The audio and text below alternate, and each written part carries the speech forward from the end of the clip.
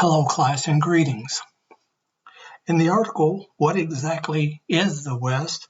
Bradley J. Berzer gives scant recognition to the Egyptians of iniquity in the discussion of the Western tradition, as they have often been disregarded as a people entirely separate from other Western powers. I would argue that the Egyptians not only deserve a place at the table, but also a bigger voice in the discussion.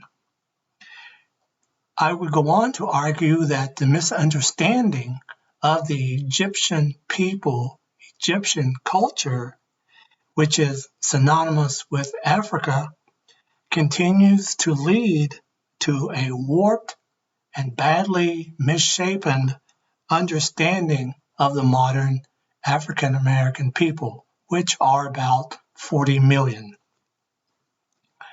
Recently, Jared Kushner, the son-in-law and senior advisor of President Trump, invoked a racial trope, implying that the lack of racial equality in the United States is due in part to a lack of motivation among Black Americans.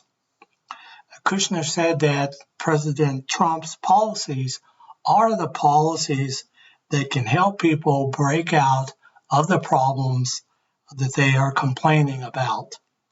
But the president, he cannot want them to be more successful than they want to be successful, implying that African Americans have no tradition of being successful and no desire to be such. So why is Egypt important? Let me offer 3 reasons. First, the study of ancient Egypt can offer inspiration, motivation, stimulation, and valuable knowledge and an insight into our own modern culture. For all races and all cultures, Egypt and the empirical evidence being a product of African Blacks is a concept that many European historians find absolutely absurd. I think more work needs to be done. Secondly, for almost 30 centuries, from its unification around 3100 BCE to its conquest by Alexander the Great in 332 BCE, ancient Egypt was the preeminent civilization of the Mediterranean world. And let us not forget the Great Pyramids that were created during the Old Kingdom.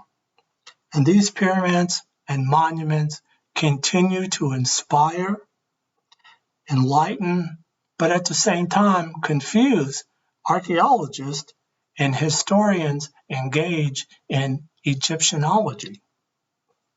And thirdly, as I said, monuments. There are artifacts and objects being uncovered daily from archaeological sites that are covered with hieroglyphics, language, writing.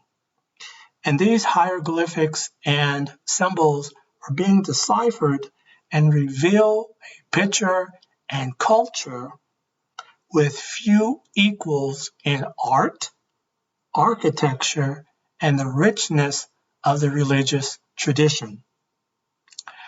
My sources include Frank Brangwyn and his work from 1910, Peter J. Paris, The Spirituality of African Peoples, Dale T. Irwin and Scott W. Sundquist, History of the World Christian Movement.